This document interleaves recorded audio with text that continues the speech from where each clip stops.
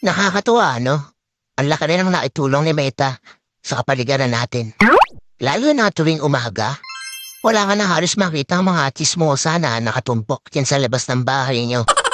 Halos bihira na nga rin silang tumumpok dyan eh. Paano kasi? Mas gugustuhin pa nila na mag-isip ng content para sa reels nila maghapon. Oo, ayaw na nila makipagchismisan o makitumpok dyan sa labas ng bahay niyo. Actually, yung atensyon nila imbis na makipagchismisan, napunta na lang talaga sa pagre-reels. At ito pa ha, imagine ninyo. Kung dati, bumibili lang ng mga lutong ulam yung mga yan, na yun, sila na mismo ang nagluluto ng mga ulam. At kahit pritong itlog, inire-reels pa. Ganon kahusay si Meta. At ito ang pinakamalupit.